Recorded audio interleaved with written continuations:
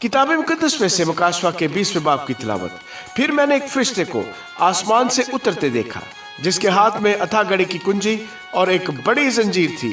उसने उस अजदहा यानी पुराने सांप को, जो अबलीस और शैतान है, पकड़कर 1000 वर्ष के लिए बांधा और उसे अथाह गढ़े में डालकर बंद कर दिया और उस पर मोहर कर दी, ताकि वो 1000 वर्ष के पूरे होने तक कौमों को फिर गुमराह न करे।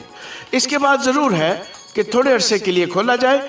फिर मैंने तख्त देखे और लोग उन पर बैठ गए और अदालत उनके सुपुर्द की गई, और उनकी रूहों को भी देखा जिनके सर यस्सु की गवाही देने और खुदा के कलाम के सबब से काटे गए थे, और जिन्होंने ना उस हैवान की परस्तिश की थी, ना उसके बुत की, और ना उसकी छाप अपने माथे और हाथों पर ली थी।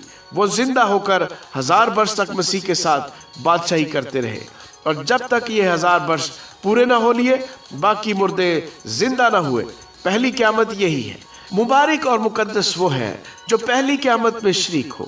ऐसों पर दूसरी मौत का कुछ इख्तियार नहीं, बल्कि वो खुदा और मसीह के काहिन होंगे और उसके साथ 1000 वर्ष तक बादशाही करेंगे।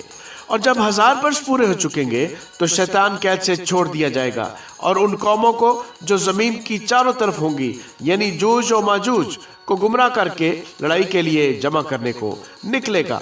उनका शुमार समंदर की रेत के बराबर होगा, और वो तमाम जमीन पर फैल जाएंगी और मुकद्दसों की लश्करगाह और अजीज शहर को चारों तरफ से घेर लेंगी, और आसमान पर से आग नाजल होकर उन्हें खा जाएगी, और उनका गुमराह करने वाला अबलीस आग और गंधक की उस झील में डाला जाएगा, जहां वो हैवान और झूठा नबी भी होगा, और वो रात दिन अब्दुल्लाबाद अजाब में रहेंगे।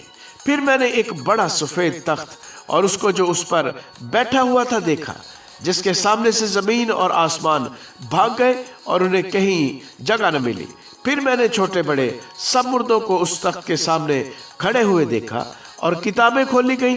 फिर एक और किताब खोली गई, यानी किताबें हयात, और जिस तरह उन किताबों में लिखा हुआ था उनके अमाल के मुताबिक मुर्दों का इंसाफ किया गया। और समंदर ने अपने अंदर के मुर्दों को दे दिया, और मौत और आलमे अरवाह ने अपने अंदर के मुर्दों को दे दिया, और उनमें से हर एक के अमाल के मुआफिक उसका इंसाफ किया गया।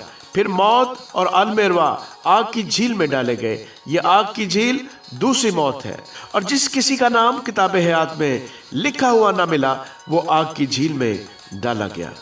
आमीन।